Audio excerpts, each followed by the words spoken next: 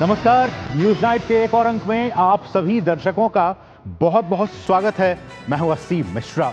आखिरकार जी हां, इजरायल और ईरान ने अमेरिका के राष्ट्रपति डोनाल्ड ट्रंप द्वारा प्रस्तावित संघर्ष विराम समझौते को स्वीकार कर लिया है, एक्सेप्ट कर लिया है।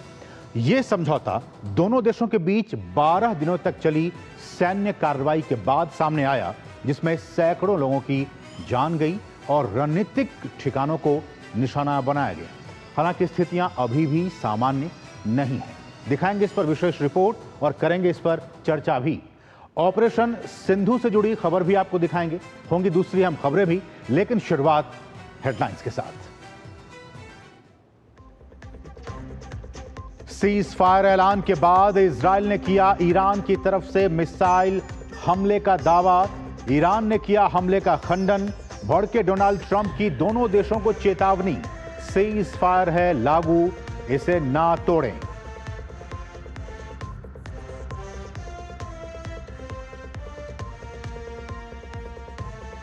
ऑपरेशन सिंधु के तहत ईरान इजरायल से हजारों भारतीयों की घर वापसी का सिलसिला जारी।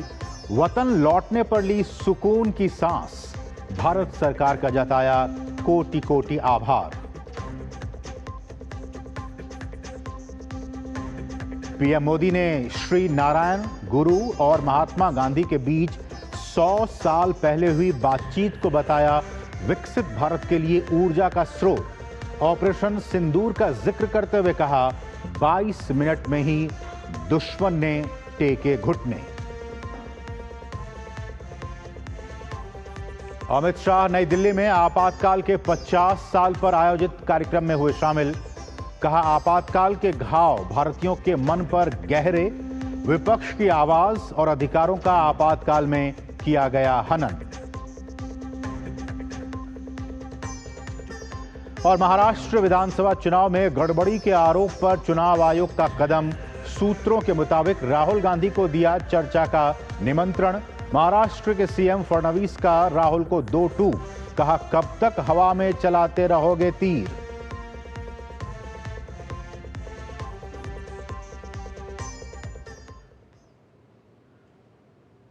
और शुरुआत आज की सबसे महत्वपूर्ण अंतर्राष्ट्रीय खबर के साथ। जी हां, मंगलवार को जहां एक तरफ इजरायल और ईरान संघर्ष विराम को लेकर राजी हो गए, लेकिन फिर कुछ ही घंटों के बाद दोनों पक्षों की ओर से सीज फायर उल्लंघन की खबरें भी सामने आईं।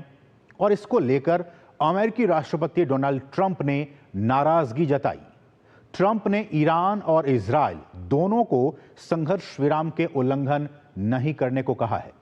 राष्ट्रपति ट्रंप ने बेहतर होती पश्चिम एशिया की स्थिति को देखते हुए दोनों देशों से संयम बरतने का आग्रह किया है।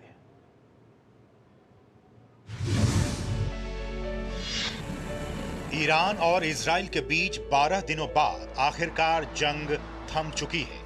जंग में अमेरिका की एंट्री ने इसे ज्यादा घातक बना दिया था, जब बंकर बस्टर बमों ने ईरान के 3 अहम परमाणु ठिकानों को निशाना बनाया। अमेरिकी राष्ट्रपति डोनाल्ड ट्रंप ने मंगलवार को ईरान और इजरायल के बीच सीज फायर का ऐलान कर दिया और चेतावनी भी दी कि कोई भी पक्ष इसका उल्लंघन ना करे। उन्होंने अपने social media platform truth social पर दावा किया कि इजरायल और ईरान के बीच पूर्ण संघर्ष विराम पर सैद्धांतिक रूप से सहमति बन गई है, जिससे 12 डे वॉर का अंत होगा। ट्रंप ने लिखा कि सभी को बधाई, इजरायल और ईरान के बीच पूरी तरह से सहमति बन गई है। 6 घंटे के भीतर एक पूर्ण और समग्र संघर्ष विराम लागू होगा। पहले 12 घंटे ईरान संघर्ष विराम का पालन करेगा, फिर इजरायल। इसके 24 घंटे बाद यह संघर्ष समाप्त माना जाएगा। ट्रंप ने दोनों देशों की हिम्मत, बुद्धिमत्ता और सहन शक्ति की तारीफ करते हुए कहा कि यह संघर्ष वर्षों तक चल सकता था और पूरे मध्य पूर्व को तबाह कर सकता था, लेकिन ऐसा नहीं हुआ और कभी नहीं होगा। हालांकि सीज फायर के ऐलान के कुछ ही घंटों बाद ट्रंप ने ईरान और इजरायल दोनों पर नाराजगी जताते हुए सीज फायर तोड़ने का आरोप लगाया। नाटो शिखर सम्मेलन के लिए रवाना होने से पहले व्हाइट हाउस में पत्रकारों से बातचीत में राष्ट्रपति ट्रंप ने दोनों देशों से सीज फायर नहीं तोड़ने की अपील की। They violated it, but Israel violated it too. Israel, as soon as we made the deal, they came out and they dropped a load of bombs, the likes of which I've never seen before. The biggest load that we've seen. I'm not happy with Israel. You know, when I say, okay, now you have 12 hours, you don't go out in the first hour and just drop everything you have on them. So I'm not happy with them. I'm not happy with Iran either. But I'm really unhappy if Israel's going out this morning because the one rocket that didn't land, that was shot, perhaps by mistake, that didn't land. I'm not happy about that. Trump के बाद Israel के प्रधानमंत्री Benjamin Netanyahu ने हमले रोकने का ऐलान किया। उन्होंने कहा कि इजरायली सेना का मकसद पूरा हो चुका है। साथ ही इजराइल के प्रधानमंत्री बेन्यामिन नेतन्याहू ने अमेरिका के राष्ट्रपति ट्रंप के सीज फायर प्रस्ताव पर सहमति जताई। हालांकि इजराइल के सीज फायर की घोषणा के बीच हमलों की भी खबर सामने आई।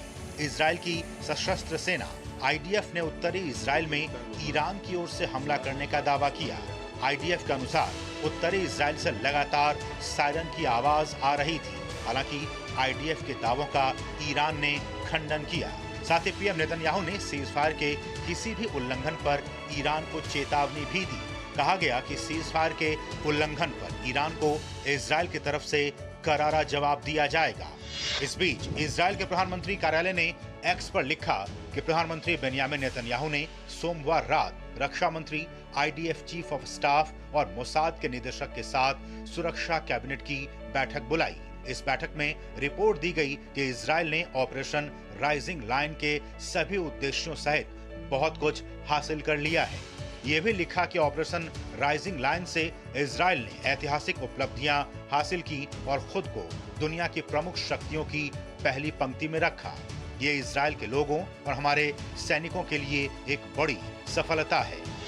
संघर्ष विराम के बाद भले ही दोनों ही पक्ष अपनी अपनी जीत के दावे कर रहे हों, लेकिन अब जबकि संघर्ष विराम का ऐलान कर दिया गया है, कुछ अहम सवाल सबके मन में उठ रहे हैं। जैसे ईरान की तरफ से जिस परमाणु खतरे को लेकर जंग की शुरुआत हुई थी, क्या वो खतरा अब पूरी तरह खत्म हो चुका है? क्या अमेरिका का टारगेट ईरान के 3 परमाणु ठिकाने थे? क्या ईरान की परमाणु क्षमता अब खत्म हो गई है? ये कुछ ऐसे सवाल हैं जिनके जवाब सीज फायर के बाद खोजे जा रहे हैं। आखिर 12 दिनों तक चली इस जंग का मकसद क्या था और क्या उसे हासिल कर लिया गया है?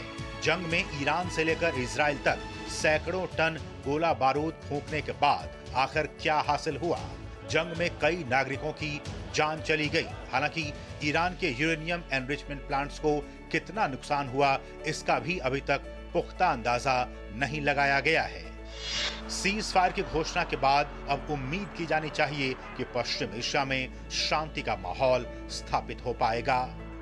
Bureau report, DD news.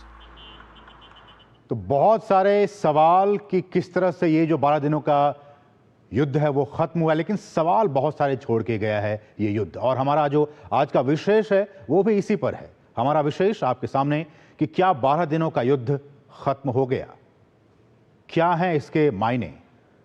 क्या जो टारगेट था, जो मकसद था, वो हमने अचीव किया? क्या अमेरिका ने, क्या इजराइल ने उसे अचीव किया? बहुत सारे सवाल हैं, हम इस पर आज चर्चा करेंगे। हमारे साथ इस विषय पर चर्चा करने के लिए 2 बहुत ही खास मेहमान जुड़ चुके हैं। हमारे साथ हैं दिलीप सिन्हा जी, जो कि पूर्व राजनयिक रह चुके हैं। सर, आपका बहुत बहुत स्वागत। और साथ ही साथ हमारे साथ लेफ्टिनेंट जनरल संजय कुलकर्णी जी, रिटायर्ड। सर, आपका भी बहुत बहुत स्वागत, अंतर्राष्ट्रीय मामलों के जानकार। सबसे पहले संजय सर, आपके पास आना चाहूँगा।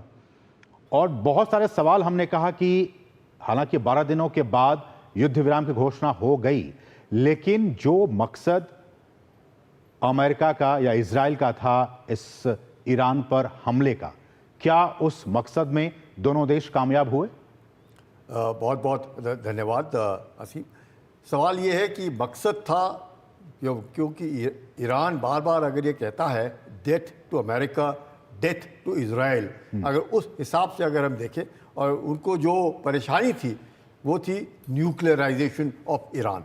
अगर न्यूक्लियराइजेशन ऑफ ईरान और वेपनाइजेशन प्रोग्राम जो ईरान का था, अगर हम ये कहें कि जिस प्रकार से उन्हें निहांस में, इस्फहान में, फारोद में जो टोटल डिस्ट्रक्शन किया है, और उसके ऊपर भी लोग सवालात उठा रहे हैं, लेकिन माना जा सकता है कि कम से कम और कुछ नहीं तो ईरान को 25 साल पीछे तो ढकेल ही दिया। अगर उस हिसाब से अगर देखा जाए तो हाँ, अगर उसके साथ साथ एम प्लस अगर अमेरिका का या इजराइल का था कि चेंज ऑफ रेजीम, वो मुझे लगता है शायद उन्होंने वो एम रखना नहीं था, वो कहना भी नहीं था, क्योंकि चेंज ऑफ रेजीम जो है जब वो ईरानियंस खुद डिसाइड करेंगे कि कौन उनको राज करेगा, क्या आयतुल्ला करेंगे या कोई और करेगा, क्योंकि वहाँ पे अगर दखलंदाजी देते तो शायद मुझे लगता है गड़बड़ हो सकती थी। इसलिए उस संदर्भ में अगर हम देखें तो ये जो सीज फायर है, कम से कम उस एरिया में यूएसए ने ज़्यादा एक्सप्लोर करने की कोशिश नहीं की कि चलो हम चेंज ऑफ रेजीम करते हैं ना। और जहाँ तक सवाल न्यूक्लियराइजेशन का था, यस, मैं कहूँगा कि काफ़ी हद तक मैं कंप्लीट भी का अगर हम कहें कि 99% तो कम से कम, क्योंकि 400-450 किलो यूरेनियम था, वो कहा जाता था, वो यूरेनियम कहाँ गया उसका पता नहीं चला, रेडिएशन नहीं हुआ। इसलिए डाउट हो रहा है सर कि उसको अगर शिफ्ट कर दिया 400-500 किलोग्राम यूरेनियम मटेरियल को, तो उसके बाद तो फिर वो ऐसा काम कर सकता है। कर तो सकता है, इसमें कोई शक नहीं, कर सकता है क्या, लेकिन उसके ऊपर जो पाबंदियां लगेंगी वो समान होना इतनी दिक्कत नहीं। वेपनाइजेशन का जो दिक्कत है जरूर वो इधर उधर करेंगे, लेकिन जिस प्रकार से न्यूक्लियर डील को लेकर के बार बार बातचीत हो रही थी, ईरान के ऊपर भी अब दबाव आएगा, मुझे लगता है इतना आसान तो नहीं होगा ईरान को, बिकॉज कुछ भी कहे कहीं ना कहीं जरूर Iran is not very innocent, चाहे हम किसी को कितना भी कहे ईरान, क्योंकि कौन अपना न्यूक्लियर पीसफुल प्रोग्राम जमीन के 80 मीटर नीचे गहराई में ले जा करके करता है, कोई भी नहीं करता है। अगर वहाँ पे रेडिएशन निकलेगा नहीं तो मुझे लगे इतने 30,000 पाउंड के बम गिरेंगे तो वो तो वैसे ही कैप हो जाएगा, क्योंकि वहाँ से निकलेगा क्या, क्योंकि जो भी है वो पूरा का पूरा तो बंद हो गया होगा। इतने 30,000 के अगर 12 बम उधर गिरेंगे तो मुझे नहीं लगता कोई चीज़ वहाँ पे बच भी सकती है। लेकिन ज़रूर अब थोड़े दिनों में पता चलेगा, पर युद्ध विराम हुआ है, इसके ऊपर अमल करें, और मुझे लग रहा है कि धीरे धीरे करके अमल करेंगे। 6 घंटे 12 घंटे 6 घंटे जैसे कहा है, तो कल तक पता चल जाएगा अगर युद्ध विराम अमल हुआ तो वाकई विश्व में शांति आ सकती है। दिलीप सर, आपको लाना चाहूंगा चर्चा में, और जैसा कि मैंने सवाल पूछा कि क्या जो टारगेट्स थे, क्या जो मकसद था, जो उद्देश्य था, उसको अमेरिका ने, इजरायल ने क्या हासिल कर लिया, और दूसरी बात कि आपको क्या लगता है कि इतने दिनों के युद्ध के बाद अब युद्ध विराम की, संघर्ष विराम की स्थिति है, उसके बाद भी आपको लगता है कि आने वाले दिनों में, अभी नहीं 1 महीने बाद, 2 महीने बाद, 6 महीने बाद ईरान फिर से उन्हीं कार्यक्रमों को फिर से शुरू करेगा, इतनी हिमाकत वो करेगा? हाँ, ये जो आपका जो ये सवाल था कि क्या ईरान अपने कार्यक्रम को आगे बढ़ाएगा, इसमें तो कोई संदेह नहीं होना चाहिए किसी को कि ईरान पूरी कोशिश करेगा कि उसका जो कार्यक्रम था परमाणु हथियार बनाने का, वो आगे बढ़े। उसमें निश्चित रूप से उसे बहुत धक्का लगा, जैसे जनरल कुलकर्णी ने कहा, और काफ़ी दिनों तक उसे परेशानी होगी इसे दोबारा शुरू करने में, लेकिन 400 किलो यूरेनियम उसने बचा लिया है, और अब वो कोशिश करेगा कि वो कार्यक्रम दोबारा शुरू करे। उसमें रुकावटें आएंगी, परेशानियां होंगी, लेकिन उसकी जो मंशा है वो निश्चित रूप से और दृढ़ हो गई है कि उसके लिए बहुत जरूरी है कि वो अपने परमाणु कार्यक्रम को आगे बढ़ाए। लेकिन जहां तक इजराइल के युद्ध उद्देश्य का सवाल है, उसमें मेरे ख्याल से एक बहुत बड़ा उद्देश्य ये भी था कि किसी प्रकार से अमेरिका को युद्ध में शामिल किया जाए, और अमेरिका से ईरान का जो 3 जो प्रमुख संयंत्र थे न्यूक्लियर उन पर आक्रमण करवाया जाए, और उसमें नेतन्याहू सफल रहे हैं। नहीं, लेकिन सर उसमें सबसे इंपॉर्टेंट सवाल तो ये भी है कि जिस तरह से अमेरिका भी शामिल हो गया, और खबरें ये आई कल रात के बाद से कि जब यूएस बेसेस जो कि खासकर जो खाड़ी मुल्कों में हैं, उस पर जब ईरान ने अटैक करना शुरू किया, ये मीडिया रिपोर्ट्स में, उसके बाद से सीज फायर के लिए अमेरिका आगे बढ़ा और उसके बाद दोनों देश राजी हुए। इसको कैसे देखते हैं अगर ये रिपोर्ट सही है तो?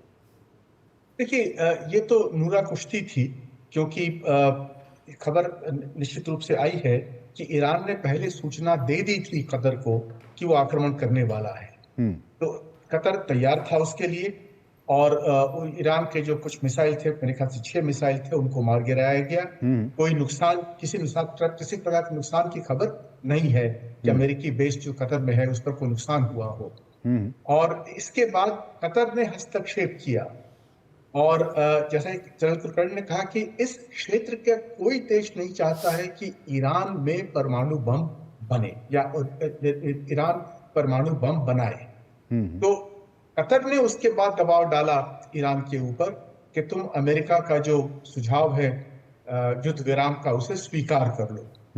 तो एक और नेतन्याहू पर दबाव पड़ा राष्ट्रपति ट्रंप का, और दूसरी ओर ईरान पर दबाव पड़ा कतर का, और ईरान ने भी स्वीकार किया युद्ध विराम का प्रस्ताव और इजराइल ने भी। इसी प्रकार इन दोनों देशों के मिलने से, अमेरिका और कतर के मिलने से, ये युद्ध विराम आ पाया है। ठीक है, लेकिन संजय सर, हमने देखा कि युद्ध विराम की घोषणा के कुछ ही घंटों के बाद एक बार फिर से दोनों देश एक दूसरे पर अटैक करने शुरू कर दिए। जब ट्रंप नाटो की मीटिंग के लिए जा रहे थे, उन्होंने इस बात को लेकर नाराजगी जाहिर की और दोनों को कहा कि आप युद्ध विराम के नियमों का, शर्तों का पालन करें। आपको लगता है कि ये जो युद्ध विराम है, संघर्ष विराम है, वो चल पाएगा, टिक पाएगा, क्योंकि दोनों देश अभी भी तनातनी की स्थिति में है? देखिए असीम, थोड़ा 24 एक घंटे देखने पड़ेंगे, पर मेरे को उम्मीद है कि ये सीज फायर काम करेगा। फौज के अंदर अमूमन जब सीज फायर की घोषणा होती है और ऐसे वक्त में जब आप देखते हैं कि इंटरनेट के ऊपर कंट्रोल है, कम्युनिकेशन के ऊपर कंट्रोल है, क्योंकि कहीं ना कहीं हैकिंग हो जाता है उसके ऊपर सिक्योरिटी के मद्देनज़र, तो जो जवान, जो नीचे लेवल पर लोग हैं जिन्होंने मिसाइल लोड कर रखी हैं, सेफ्टी पिन उसका निकाल रखा है, कहीं ना कहीं तो उसने फायर करना है। जब तक उसके पास खबर आती है, आप ये भी देखिएगा कि ईरान के जो ट्रुप्स हैं उसके टॉप लीडरशिप खत्म हो गई। नंबर 1 गया, नंबर 2 गया, नंबर 3, और नीचे लो, उनमें इतना आक्रोश है इजराइल के बरखिलाफ। तो उस आक्रोश को देखते हुए वहाँ न्यूक्लियर साइंटिस्ट मारे गए, उनका न्यूक्लियर इंस्टॉलेशन खत्म हो गया, उनका लॉन्चिंग पैड्स खत्म हो गए। मतलब ईरान तो टोटली बैकफुट पर था। और अब जब सीज फायर की घोषणा होती है, इसलिए ट्रंप ने कहा 6 घंटे, 12 घंटे और फिर 6 घंटे, और फिर जैसे कहा उन्होंने 12 दिन का युद्ध जो है वो समाप्त माना जाएगा। तो मुझे लगता है, और वैसे ही अगर आप इजराइल देखिएगा, और बार बार इस तरह का ईरान का ये कहना या पोस्टर्स निकाल करके बताना कि ये आखिरी जो शॉट है वो हमने फायर किया, अब इजराइल भी मानने को तैयार नहीं। इजराइल भी कहेगा कि क्योंकि इजराइल के ऊपर जो बम गिर रहे हैं, एक 420 किलोमीटर लंबा देश, 135 किलोमीटर चौड़ा, उस पर कहीं पर भी बम गिरेगा तो नुकसान तो इजराइल में होगा ना। चाहे जितना भी उसका आयरन डोम हो, डेविड स्लिंग हो, एरो सिस्टम्स हो, सब कुछ है। सब कुछ होने के बावजूद भी इतने सारे उन्होंने इंटरसेप्ट भी किए होंगे, अगर 4-5 भी गिरते हैं तो हम देख रहे हैं कि हाइफा में नुकसान, टेल अवीव में नुकसान, जेरूसलम में नुकसान, तो सबके नुकसान जो इजराइल का हो रहा है। और आज भी 8 आदमी मारे गए, तो कहीं ना कहीं इजराइल को भी लगता है कि वो जो उसको बोलते हैं कि बदला लेने की जो कार्रवाई होती है वो खत्म नहीं होती। पर अब मुझे लगता है शायद आप देख रहे हैं कि चंद घंटों से तो कुछ नहीं हुआ है।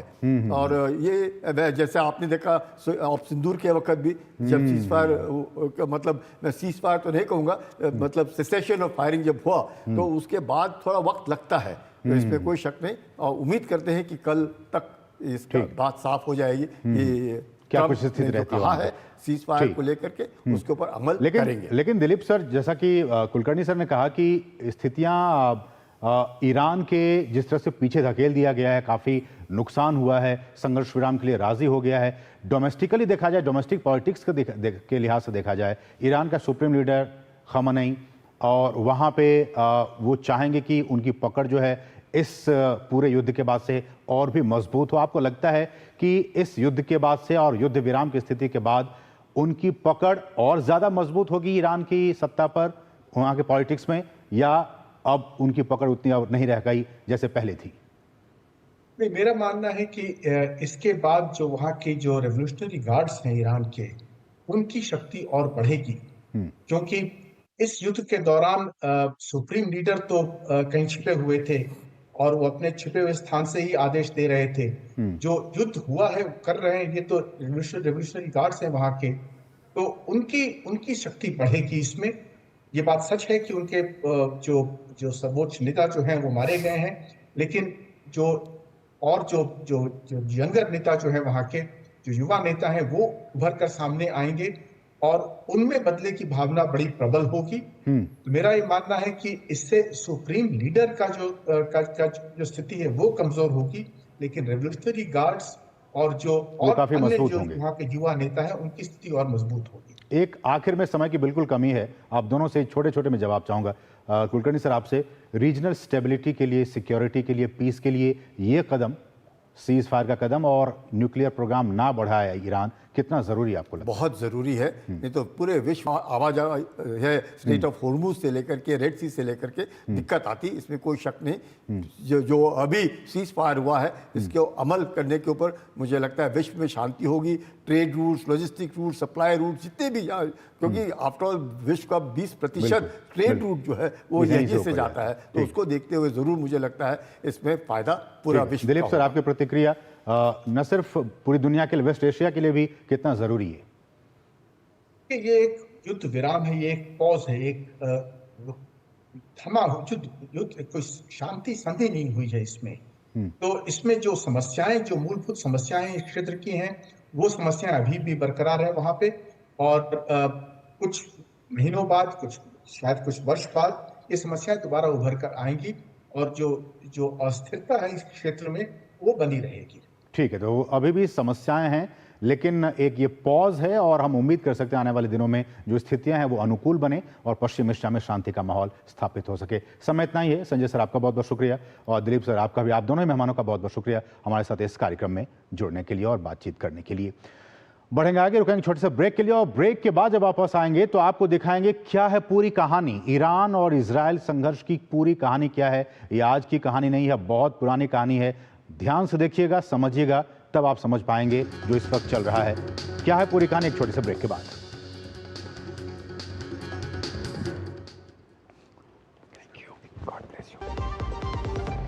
सस्ते वाले दाल मसाले स्वाद हुआ बेकार, MDH की हल्दी मिर्ची धनिया करे कमाल, ये रंग दे, ये खुशबू दे, ये तीखा, ये कम पड़े, क्या निराला MDH मसाला। जो लक्ष्य चुना था समझ आने लगा है। GLA यूनिवर्सिटी, उच्च लक्ष्य की निश्चित प्राप्ति। Do you feel conscious while smiling? Say goodbye to your worries, because an orthodontist can help you feel confident. Be it a child, a teenager, or even a working professional, braces and aligners can help you get that stunning smile. Consult your nearest orthodontist. To learn more, visit the Indian Orthodontic Society's website, bracesspecialists.com. Kent Gold से पानी होता है ज्यादा pure, bacteria के अलावा हानिकारक cyst भी निकलती है। बिना बिजली से चलने वाला वाटर प्योरीफायर जो पानी को शुद्ध करे और बीमारियों से बचाए। अब हर परिवार होगा स्वस्थ कैंट से। वेलकम यू ऑन बोर्ड, स्वागत है आपका स्काईफ्लाई में। Excuse me? Yes, sir. Get me one veg sandwich, orange juice and some cashews. Sorry, sir. आज फ्लाइट पे खाना नहीं है, सर। आशा करते हैं आपकी उड़ान सुखद हो। किसान छुट्टी पे है, सर। ऐसा हो सकता है क्या? नहीं दादा, हम किसान जानते हैं सब हमारे भरोसे, इसलिए हमारा भरोसा ग्रो मोर। जिनके भरोसे दुनिया, उनका भरोसा ग्रो मोर।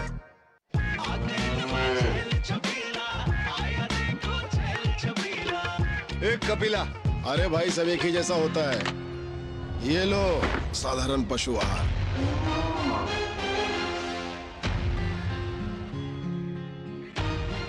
इस देश की हर माँ, बच्चे, बूढ़े, जवान, खिलाड़ी, डॉक्टर, इंजीनियर, सबको गाय भैंस की दूध की शक्ति पर भरोसा है। पर जब इन पशुओं को कपिला पशु आहार मिलेगा, तभी तो दूध सिर्फ ज्यादा ही नहीं, शक्ति से भरपूर भी होगा। और ये सच जानते हुए चंद पैसों के लिए तुम देश का भरोसा तोड़ दो। माफ कीजिए। कपिला पशु आहार, देश का नंबर 1 पशु आहार।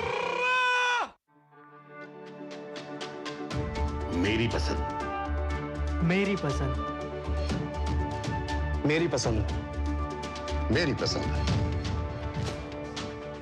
हमारी पसंद, हम सबकी पसंद। मजबूत देश का मजबूत सरिया हो गया स्टील।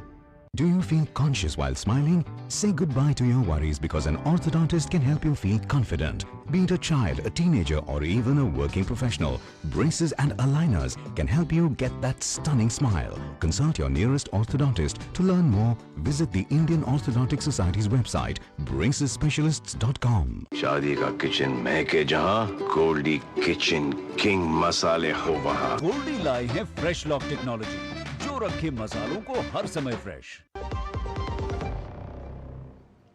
और ब्रेक के बाद आपका फिर से स्वागत है। हमने कहा, जैसा कि आपको कहा, कि ईरान इजराइल के बीच जो संघर्ष इस वक्त आप देख रहे हैं, उसके पीछे की कहानी बहुत लंबी है। जब इस कहानी को आप समझेंगे तभी आप समझ पाएंगे कि इन दिनों क्या कुछ चल रहा है। तो आइए हम आपके लिए बहुत विस्तार से बहुत सारी बातें लेकर आए हैं जो कि आपके लिए जानना और समझना बहुत ज़रूरी है। ये देखिए, ईरान इजराइल संघर्ष की कहानी हम आपको बताने जा रहे हैं। क्या है ये? तो ईरान जो है वो एक शिया बहुल देश है, वहीं इजराइल एक यहूदी बहुल देश है। आगे बढ़ें। 1955 में इजराइल के पहले प्रधानमंत्री बने थे डेविड बेन गुरियन। 1955 की बात हो रही है, इजराइल के पहले प्रधानमंत्री। और डेविड बेन गुरियन की डॉक्ट्रिन थी पेरिफेरी डॉक्ट्रिन, जिसे हम कहते हैं पेरिफेरी डॉक्ट्रिन। यही वो पहले फर्स्ट प्राइम मिनिस्टर थे इजराइल के, उन्होंने पेरिफेरी डॉक्ट्रिन वो लेकर आए। डॉक्ट्रिन में यह कहा गया कि अरब देशों से घिरे इजराइल ने गैर अरब पड़ोसी जैसे कि ईरान, तुर्की, इथियोपिया से संबंध को मजबूत करने की बात कही गई कि आप इन देशों से घिरे हुए हैं, इसलिए आप इन देशों से अच्छे संबंध बनाएं। ये एक डॉक्ट्रिन लेकर आए। फिर ईरान में 1925 में पहलवी डायनेस्टी की, इससे पहले हम इजराइल की बात करें तो अब ईरान की, तो पहलवी डायनेस्टी की शुरुआत हुई 1925 में। ये देखिए, ये वो हैं। दूसरे शासक थे शाह मोहम्मद रेजा पहलवी। इनका शासन 1941 में। ये वो व्यक्ति हैं, शख्सियत हैं, पहलवी डायनेस्टी के दूसरे शासक थे। कहानी अब शुरू हो रही है। 1941 से 1979 तक इन्होंने ईरान पर शासन किया और तब अमेरिका समर्थित ये शासन कहा जाता है। अमेरिका से इनके बहुत अच्छे ताल्लुकात थे। अभी हम देख रहे हैं कितने खराब संबंध हैं, लेकिन उस वक्त अमेरिका से ईरान के बहुत अच्छे ताल्लुकात थे पहलवी डायनेस्टी के दूसरे शासक के दौरान। उस वक्त पश्चिमी देशों से काफ़ी करीबी ईरान के संबंध थे। इजराइल के साथ रणनीतिक और आर्थिक सहयोग भी उस वक्त बहुत अच्छा था। अमेरिका के साथ भी था और इजराइल के साथ भी ईरान के बहुत अच्छे संबंध थे।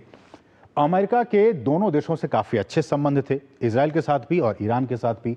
ईरान इजराइल को करीब लाने में अमेरिका ने काफ़ी इस दौरान मदद भी की ताकि इजराइल और ईरान जो है वो काफ़ी करीब भी आ सके। एक दोस्ताना माहौल तमाम देशों के बीच में, तीनों ही देशों के बीच में। फिर धीरे धीरे जब अमेरिका और अमेरिका समर्थित वहाँ पे सारी चीज़ें चल रही थी, लोगों के मन में, और वहाँ पे ये 1979 में इस्लामिक क्रांति हो गई। 1979 में इस्लामिक रेवोल्यूशन हो गई और उसमें ये वो शख्सियत हैं, शाह मोहम्मद रेजा पहलवी का पश्चिम समर्थक शासन को समाप्त करना पड़ा, समाप्त कर दिया गया उस इस्लामिक रेवोल्यूशन की वजह से। ईरान की हम बात कर रहे हैं और ईरान इस्लामिक रिपब्लिक कंट्री बन गया। अयातुल्ला रोहल्ला खोमेनी, ये वो शख्स हैं, अयातुल्ला रोहल्ला खोमेनी, वो सत्ता में आए। पहलवी डायनेस्टी के उस रजा को हटा करके, जो कि अमेरिका का समर्थक था, अमेरिका के साथ अच्छे संबंध थे, उसको हटा के 1979 में ईरान में एक रेवोल्यूशन हुआ जिसको कि ये लीड कर रहे थे और उसके बाद से उसको, उस पहलवी डायनेस्टी को बिल्कुल हटा दिया गया। खोमेनी ने इजराइल और अमेरिका को शैतान करार दिया। रेवोल्यूशन किया और रेवोल्यूशन के बाद उसने अमेरिका को और इजराइल को शैतान करार दिया। इजराइल को फलस्तीन की भूमि पर कब्जा करने वाला देश घोषित कर दिया। तो लगातार इस तरह की वो काम करते गए जिससे कि संबंध धीरे धीरे, जो संबंध एक जमाने में बहुत अच्छे थे, वो अब धीरे धीरे खराब होते चले गए।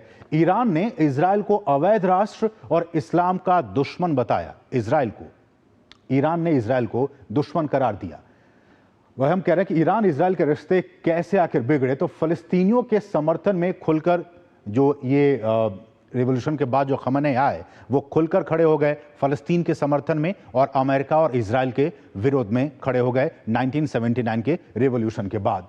उसके बाद ईरान चाहता था कि क्षेत्रीय दबदबा जो है उसका बढ़ता चला जाए उस पूरे पश्चिम एशिया में। इसलिए हम कह रहे हैं कि पश्चिम एशिया में प्रभुत्व के लिए एक लड़ाई शुरू हो गई, कौन यहाँ का बादशाह होगा, और इसमें ईरान चाहता था कि उसका जो क्षेत्रीय दबदबा है वो बढ़ता चला जाए। आगे बढ़ें तो इजराइल, अमेरिका और सऊदी अरब सबसे बड़ा अवरोध उसमें आ गए।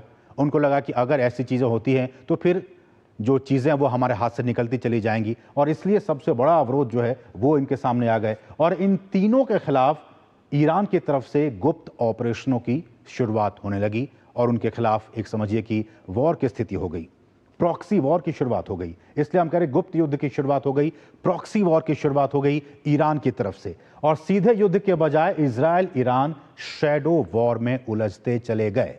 उसके बाद से कैसे एक दूसरे के हितों को नुकसान पहुंचाने की बात जो है वो शुरू हो गई। ईरान ने हमास जो कि गजा में एक्टिव है उसको, और हिजबुल्लाह जो कि लेबनान में है उसको समर्थन देना शुरू कर दिया इजराइल और अमेरिका के खिलाफ। उसके बाद इजराइल इन गुटों को ईरान समर्थित आतंकी संगठन कहना शुरू कर दिया कि अगर आप हम पे हमला कर रहे हैं तो आप आतंकी संगठन हैं, हमास को भी और हिजबुल्लाह को भी। उसके बाद से ये देखिए फिर बात 2010 की आती है, परमाणु कार्यक्रम को लेकर भी तनाव होने लगे। उनको ऐसा लगा कि अगर हमारा अस्तित्व ही खत्म हो जाएगा, ईरान ने कहा, तो फिर हम किसी काम के नहीं रहेंगे। इसलिए उसने गुपचुप तरीके से परमाणु कार्यक्रम की शुरुआत कर दी। 2010 में ईरान जो है वो गुपचुप तरीके से इस कार्यक्रम की शुरुआत की। और जब ये पता चला वेस्ट को, इजराइल को, अमेरिका को, तो कई परमाणु वैज्ञानिकों को मार देने का काम किया गया इन देशों की तरफ से। इजराइल का आरोप यह रहा कि ईरान परमाणु बम बना रहा है जो कि इजराइल के अस्तित्व के लिए खतरा है। अब देखिए ये सारी चीजें वहां से जुड़ती चली जा रही हैं। 2010 में जब परमाणु कार्यक्रम का शुरुआत की ईरान ने, और उसके बाद से इजराइल ने सीरिया, ईरान और गजा में ईरान समर्थित जो तमाम ठिकाने हैं उन पर हमले करने शुरू कर दिए क्योंकि इनको कमजोर किया जाए। और उसके बाद से 10 साल के बाद 2020 के बाद संघर्ष और भी काफी ज्यादा तेज हो गया इन तमाम देशों के बीच में। अब देखिए अमेरिका और ईरान के रिश्तों में कैसे खटास आती चली गई, इजराइल और अमेरिका। तो तेल और सत्ता से इसकी शुरुआत हुई कि तेल जिस तरह से जब संबंध थे उस ईरानी रेवोल्यूशन से पहले और काफ़ी भारी तादाद में वहाँ से अमेरिका अपने देश को इंपोर्ट करता था, अब वो चीज़ सारी मिलने बंद हो गई अमेरिका को और इजराइल को। तो उसके बाद से 1900 के दशक में ईरान में तेल की खोज ने ब्रिटेन और अमेरिका की काफ़ी रुचि बढ़ा दी थी साल 1900 के दशक में, अमेरिका और तमाम देशों को।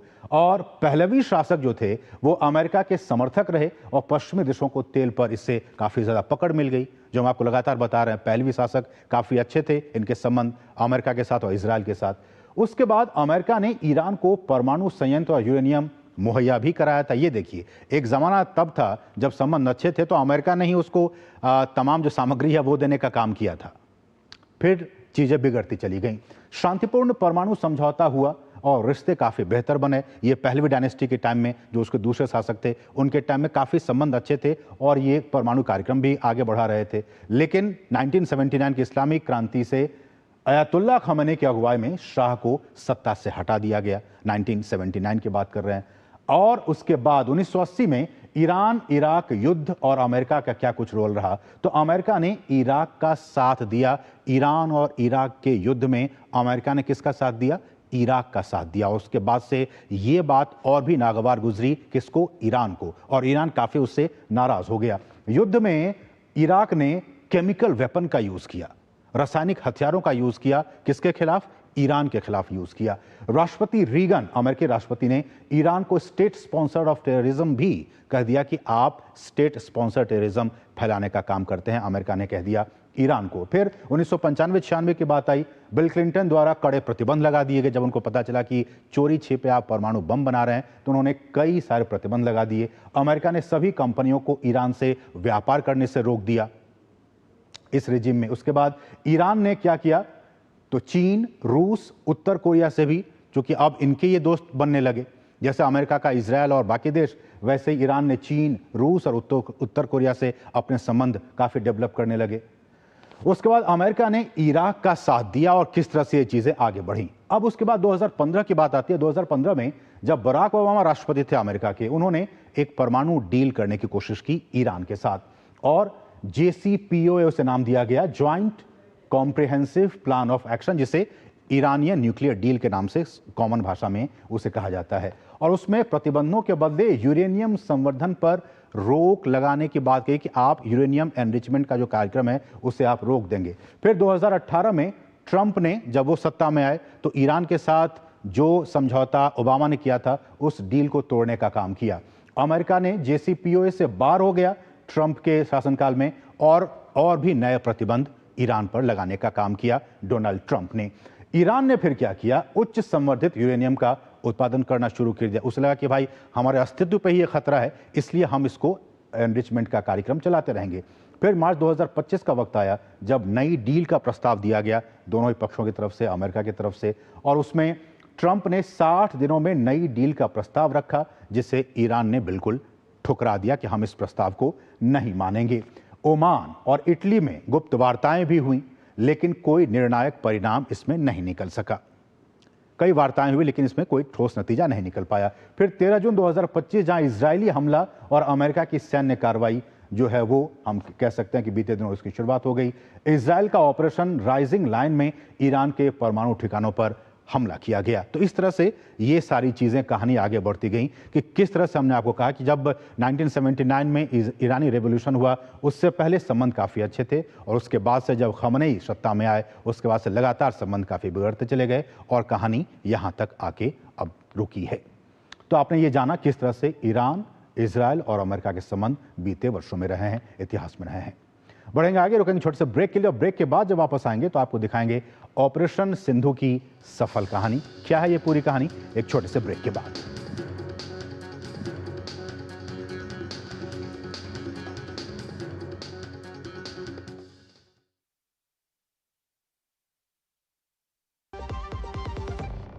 दादी के हाथों का जादू और खुशबू से महकता घर। MDH गरम मसाला, असली मसालों से भरा हूँ मैं, क्योंकि हर रिश्ता है स्वाद से जुड़ा। जो लक्ष्य चुना था समझ आने लगा है। GLA यूनिवर्सिटी, उच्च लक्ष्य की निश्चित प्राप्ति। केंट गोल्ड से पानी होता है ज्यादा प्योर, बैक्टीरिया के अलावा हानिकारक सिस्ट भी निकलती है। बिना बिजली से चलने वाला वाटर प्योरीफायर जो पानी को शुद्ध करे और बीमारियों से बचाए। अब हर परिवार होगा स्वस्थ केंट से।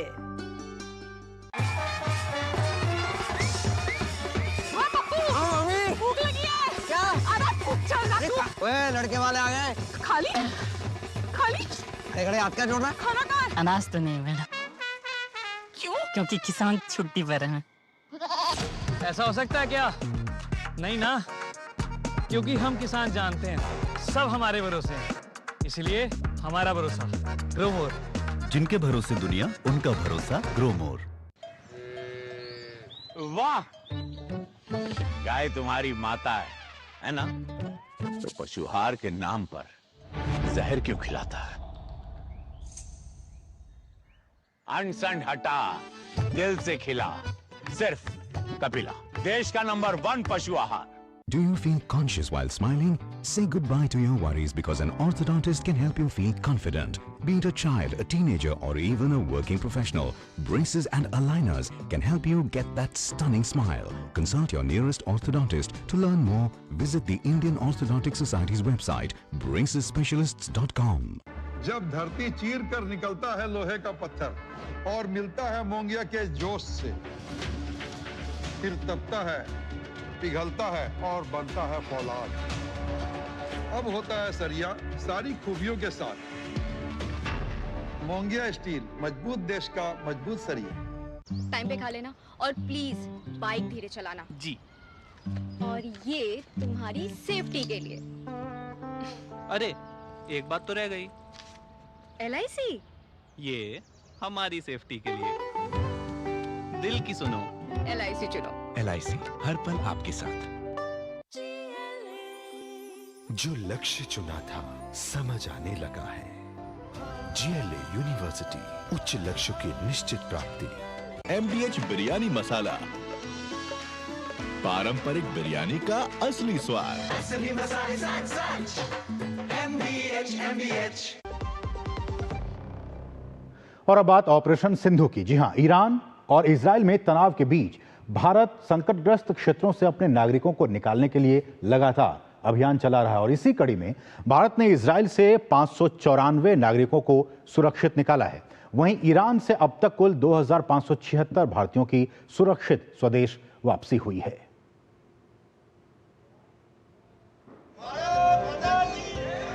Government of India, Indian air force, ये तो अच्छा लग ही रहा है और घर आके भी अच्छा लग रहा है।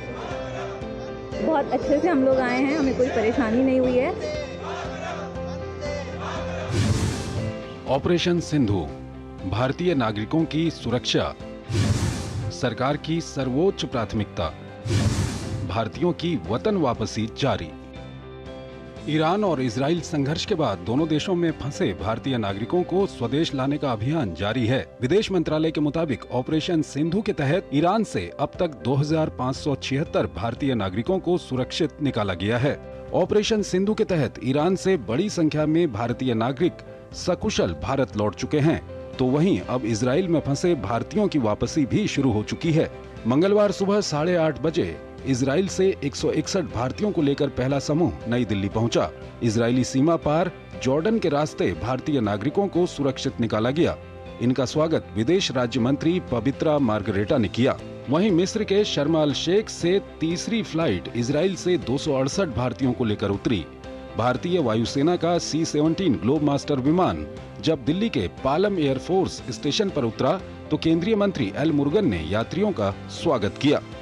Operation Sindhu, our Indian citizens, almost 165 citizens from Israel, they came here in our Palam airport. They came in a special aircraft, our Air Force aircraft C-17. They came here. Almost 22 states peoples are here. They are all safe.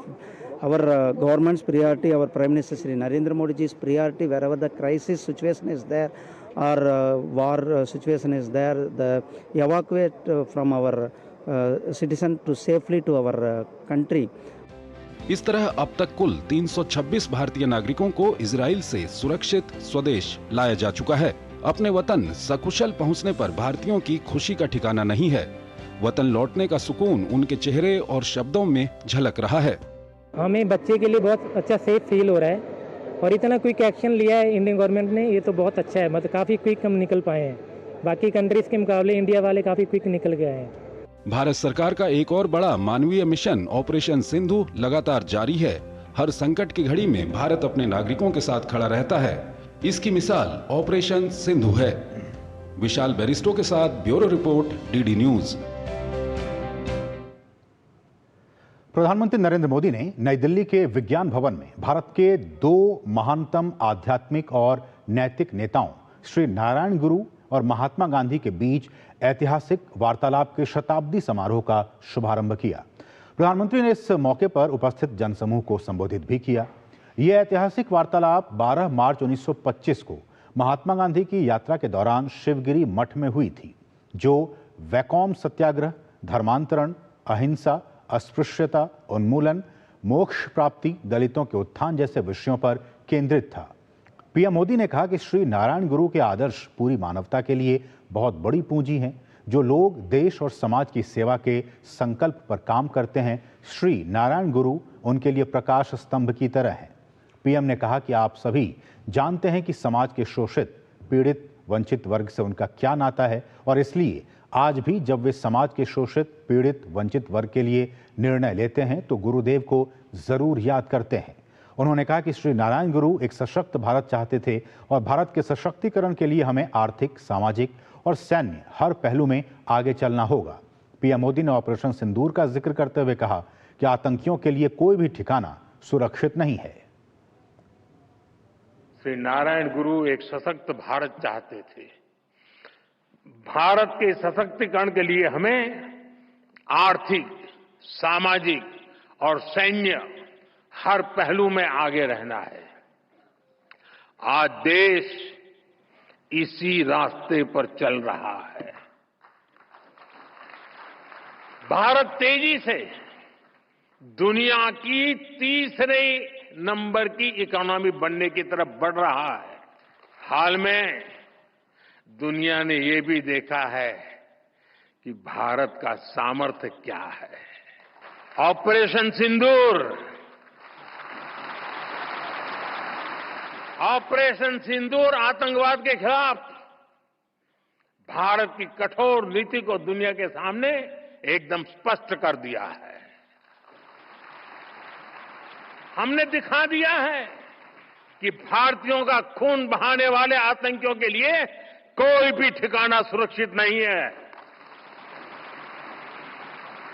साथियों, आज का भारत देश हित में जो भी हो सकता है और जो भी सही है, उसके हिसाब से कदम उठाता है। आज सैन्य जरूरतों के लिए भी भारत की विदेशों पर निर्भरता लगातार कम हो रही है। हम डिफेंस सेक्टर में आत्मनिर्भर हो रहे हैं और इसका प्रभाव हमने ऑपरेशन सिंदूर के दौरान भी देखा है। हमारी सेनाओं ने भारत में बने हथियारों से दुश्मन को 22 मिनट में घुटने टेकने के लिए मजबूर कर दिया। मुझे विश्वास है आने वाले समय में मेड इन इंडिया हथियारों का डंका पूरी दुनिया में बजेगा। और यहां रुकेंगे एक और बहुत ही छोटे से ब्रेक के लिए, और ब्रेक के बाद जब वापस आएंगे तो आपको दिखाएंगे आपातकाल की पूर्व संध्या की 50वीं बरसी से जुड़ी खबर, एक बहुत ही छोटे से ब्रेक के बाद।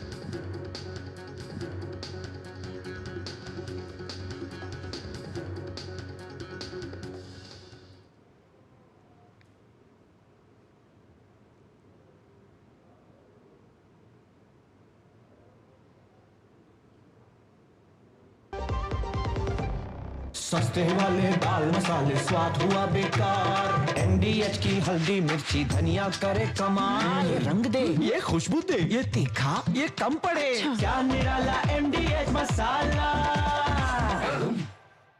कैंट गोल्ड से पानी होता है ज्यादा प्योर। बैक्टीरिया के अलावा हानिकारक सिस्ट भी निकलती है। बिना बिजली से चलने वाला वाटर प्योरीफायर जो पानी को शुद्ध करे और बीमारियों से बचाए।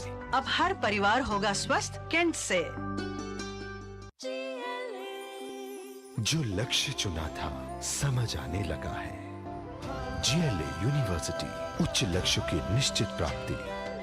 Welcome you on board. स्वागत है आपका स्काईफ्लाई में। Excuse me? Yes, sir. Get me one veg sandwich, orange juice and some cashews. Sorry, sir. आज फ्लाइट पे खाना नहीं है, सर। आशा करते हैं आपकी उड़ान सुखद हो। किसान छुट्टी पे है, सर। ऐसा हो सकता है क्या? नहीं दादा, हम किसान जानते हैं सब हमारे भरोसे। इसलिए हमारा भरोसा ग्रो मोर। जिनके भरोसे दुनिया, उनका भरोसा ग्रो मोर। इस देश की हर माँ, बच्चे, बूढ़े, जवान, खिलाड़ी, डॉक्टर, इंजीनियर, सबको गाय भैंस की दूध की शक्ति पर भरोसा है। पर जब इन पशुओं को कपिला पशु आहार मिलेगा, तभी तो दूध सिर्फ ज्यादा ही नहीं, शक्ति से भरपूर भी होगा। कपिला पशु आहार, देश का नंबर 1 पशु आहार। शादी का किचन महके जहां, गोल्डी किचन किंग मसाले हो वहां। गोल्डी लाई है फ्रेश लॉक टेक्नोलॉजी जो रखे मसालों को हर समय फ्रेश। कैंट गोल्ड से पानी होता है ज्यादा प्योर। बैक्टीरिया के अलावा हानिकारक सिस्ट भी निकलती है। बिना बिजली से चलने वाला वाटर प्योरीफायर जो पानी को शुद्ध करे और बीमारियों से बचाए। अब हर परिवार होगा स्वस्थ कैंट से। और ब्रेक के बाद आपका फिर से स्वागत है। केंद्रीय गृह एवं सहकारिता मंत्री अमित शाह नई दिल्ली में आपातकाल के 50 साल पर आयोजित कार्यक्रम में शामिल हुए। कार्यक्रम को संबोधित करते हुए उन्होंने कहा कि आज आपातकाल की 50वीं वर्षगांठ की पूर्व संध्या है। एक सवाल उठ सकता है कि 50 साल पहले हुई किसी घटना पर अब क्यों चर्चा हो रही है। जब किसी राष्ट्रीय घटना के 50 साल पूरे होते हैं, चाहे वो अच्छी हो या बुरी, समाज में उसकी स्मृति धुंधली हो जाती है। अगर लोकतंत्र को हिला देने वाली आपातकाल जैसी घटना की स्मृति धुंधली हो जाती है तो ये राष्ट्र के लिए हानिकारक है। आज का दिन इस संगोष्ठी के लिए सबसे उचित दिन, क्योंकि अच्छे या बुरे किसी भी प्रकार की राष्ट्रीय घटना के जब 50 साल पूरे होते हैं तो समाज जीवन के अंदर इसकी याददाश्त धुंधली हो जाती है। और आपातकाल जैसी लोकतंत्र की नींव हिलाने वाली की घटना, इसके बारे में याददाश्त समाज जीवन की अगर धुंधली होती है तो किसी भी लोकतांत्रिक देश के लिए बहुत बड़ा खतरा होता है। कांग्रेस सांसद राहुल गांधी ने 2024 के महाराष्ट्र विधानसभा चुनाव में धांधली होने का आरोप लगाया था। राहुल गांधी के चुनाव में धांधली के गंभीर आरोपों को पहले ही चुनाव आयोग निराधार बताते हुए इसे नकार चुका था। वहीं अब चुनाव आयोग ने महाराष्ट्र चुनाव में धांधली के आरोपों पर औपचारिक तौर पर राहुल गांधी को लिखित जवाब दिया है। वहीं बीजेपी राहुल गांधी पर हमलावर है। महाराष्ट्र विधानसभा चुनाव 2024 के नतीजों के बाद से कांग्रेस के वरिष्ठ नेता और लोकसभा में नेता प्रतिपक्ष राहुल गांधी जिस तरह से चुनाव आयोग पर मतदाता सूची सहित अन्य दूसरी चुनावी गड़बड़ियों के गंभीर आरोप लगा रहे हैं, उस पर राजनीतिक घमासान जोरों पर है। महाराष्ट्र के मुख्यमंत्री देवेंद्र फडणवीस ने राहुल गांधी के उस बयान पर पलटवार किया है जिसमें उन्होंने चुनाव आयोग की मंशा पर सवाल उठाते हुए महाराष्ट्र विधानसभा चुनाव में वोट चोरी का आरोप लगाया था। सीएम फडणवीस ने राहुल गांधी पर तंज कसते हुए सोशल मीडिया पोस्ट में लिखा, झूठ बोले कौवा काटे, काले कौवे से डरियो। राहुल गांधी, माना कि महाराष्ट्र की करारी हार की आपकी पीड़ा दिन प्रतिदिन बढ़ती जा रही है, लेकिन कब तक हवा में तीर चलाते रहोगे? वैसे आपकी जानकारी के लिए महाराष्ट्र में ऐसे 25 से अधिक चुनाव क्षेत्र हैं जहां 8% से अधिक मतदाता लोकसभा और विधानसभा चुनाव के बीच बढ़े हैं और कई जगह कांग्रेस जीती है। राहुल गांधी के जरिए चुनाव आयोग की शुचिता पर सवाल खड़े किए जाने के बाद जहां भाजपा सहित कई राजनीतिक दलों द्वारा उन पर निशाना साधा जा रहा है, वहीं कांग्रेस अपना बचाव करती नजर आ रही है। अब क्योंकि चुनाव हार गए हैं इसलिए इस प्रकार की बात कर रहे हैं, परंतु उसी समय ये झारखंड का चुनाव भी जीते थे और उससे पहले तेलंगाना और कर्नाटक और हिमाचल का चुनाव भी जीते थे, तब इन्होंने ये सब नहीं कहा। जो आप बार बार बेबुनियादी आरोप लगाएंगे, इससे एक चीज स्पष्ट है कि आपके पास शायद वो नॉलेजेबल कॉम्प्रिहेंशन नहीं कि प्रजातंत्र लोकतंत्र में इलेक्शन प्रोसेस है क्या और कैसे होता है। हमने यही कहा कि 5 बजे के बाद इतना वोटर्स बढ़ा और 5 साल में 8% वोट नहीं बढ़े और 5 महीने के अंदर में 8% वोट बढ़े। ये कैसे बढ़े भाई? ये कहां से आए वोट? महाराष्ट्र मुख्य निर्वाचन अधिकारी कार्यालय की ओर से एक प्रेस विज्ञप्ति जारी की गई है जिसमें कहा गया है कि चुनाव आयोग ने सभी आंकड़े राजनीतिक दलों को दे दिए हैं। मुख्य निर्वाचन अधिकारी महाराष्ट्र की ओर से कहा गया कि जैसा कि भारत के चुनाव आयोग ने पहले ही सूचित किया है कि मतदाता सूची सभी मान्यता प्राप्त राजनीतिक दलों के साथ साझा की जाती है। महाराष्ट्र विधानसभा के आम चुनाव 2024 से पहले किए गए दूसरे विशेष सारांश संशोधन 2024 के दौरान सभी 288 विधानसभा क्षेत्रों की मसौदा और अंतिम मतदाता सूची की प्रतियां कांग्रेस सहित सभी मान्यता प्राप्त राजनीतिक दलों के प्रतिनिधियों को प्रदान की गई। कांग्रेस को मतदाता सूची सौंपने की तिथियां अनुलग्न में देखी जा सकती हैं। साथ ही नामावलियों के प्रारूप और अंतिम प्रकाशन के बीच विचारार्थ 19,27,508 दावे और आपत्तियां प्राप्त हुईं। सूत्रों के मुताबिक निर्वाचन आयोग ने राहुल गांधी द्वारा महाराष्ट्र विधानसभा चुनाव पर चर्चा की मांग का जवाब देते हुए उन्हें चुनाव आयोग के साथ बातचीत के लिए भी आमंत्रित किया है। ब्यूरो इनपुट के साथ ऋषि कुमार की रिपोर्ट, डीडी न्यूज। और यहाँ एक और बहुत ही छोटे से ब्रेक के लिए आप देखते रहिए डीडी न्यूज। MDH बिरयानी मसाला, पारंपरिक बिरयानी का असली स्वाद। असली मसाले सच MDH। जो लक्ष्य चुना था समझ आने लगा है। GLA यूनिवर्सिटी, उच्च लक्ष्य की निश्चित प्राप्ति।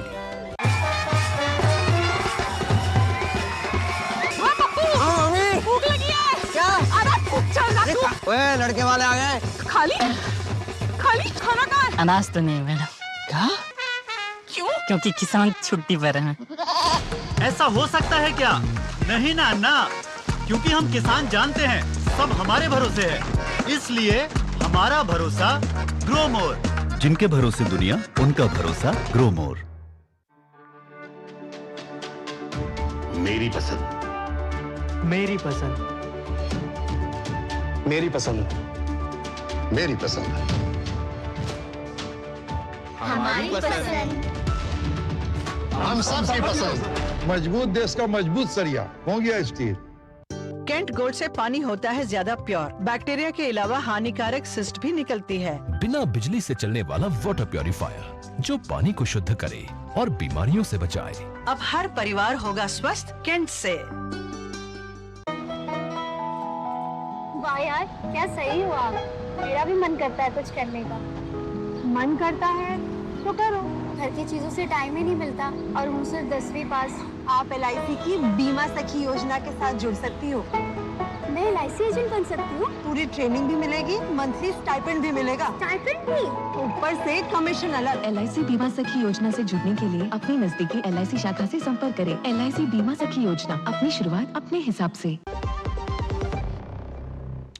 तो इसके साथ ही न्यूज नाइट के आज के संग में बस इतना ही। मुझे और हमारी पूरी टीम को दीजिए अनुमति। नमस्कार।